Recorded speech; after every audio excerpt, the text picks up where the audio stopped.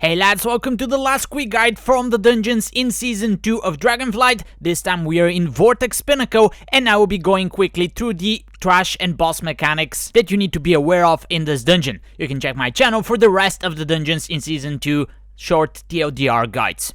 In the first part of the dungeon, you're going to see the wild vortexes which cast the cyclone. You must interrupt that because otherwise somebody is going to be out of the combat for a while. The Mistros are going to cast this big circle on the ground that you need to move out of. They also cast a frontal shield, and the soldiers are just going to charge people and leave a debuff on them. Make sure to have somebody always looking at the lurking Tempest when they're around, otherwise they're going to do a big AoE that hits your whole group. And lastly, be aware of the Cloud Prince mobs, which are going to cast Turbulence. That is an AoE ability that not only damages everybody in your team, but it also pushes you back, so be careful not to fall off the edge. They also cast a big white circle on the ground, but of course we just move out of that. The first boss is going to spawn 8 big black circles around the room, which are going to start rotating, and you want to be inside of those circles, otherwise you're going to be taking AoE ticking damage. There are also smaller orbs that travel around the room, don't hit those, and interrupt the boss as much as possible, casting his lightning bolt. You also see the lurking Tempest at the sides. Make sure that somebody is always looking at the 4 mobs at the 4 edges of the room so they don't start AoEing and do additional damage to your party. And at some point the boss is going to transition to phase 2. He's going to suck the black circles in, which means that everybody is now taking damage because they're outside of those.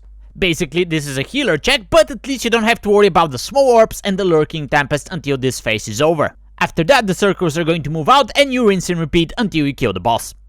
In the trash before second boss, you're going to see some scrolls. Those will do AoE casts that you would like to interrupt, so you reduce damage on your party, and they're going to cast shields on themselves, which you can purge if you have the opportunity to do so. The big drakes will cast a green circle once you engage them, and you want to move them out because the circle is actually healing them.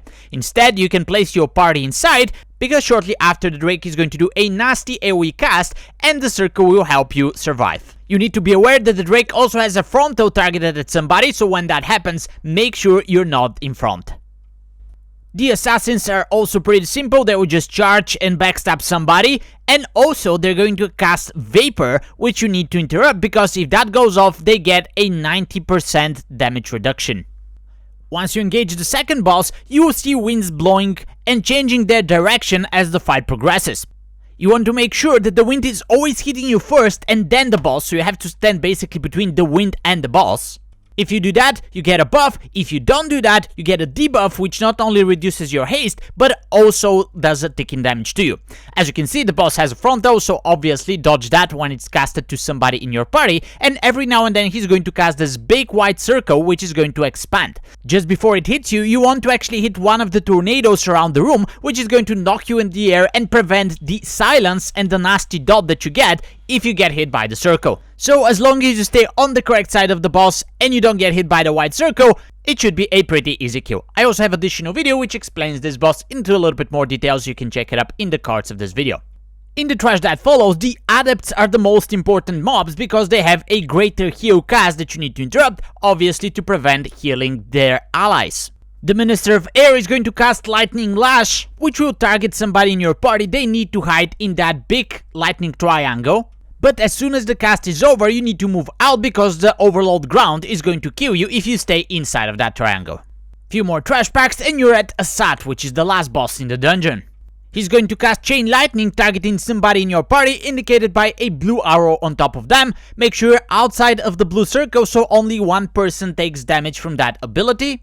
He's also going to summon a small ad called Sky Nova. You need to kill this as quickly as possible because as long as the ad is alive, it's doing a pulsing damage to your whole party.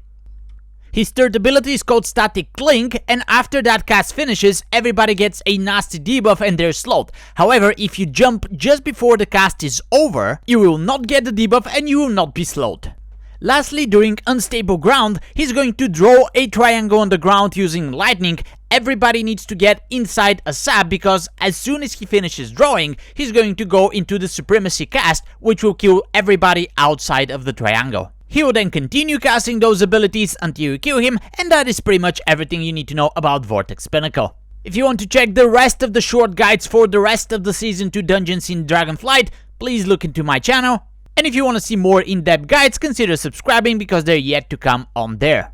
Until then, good luck in your dungeon runs and happy keying!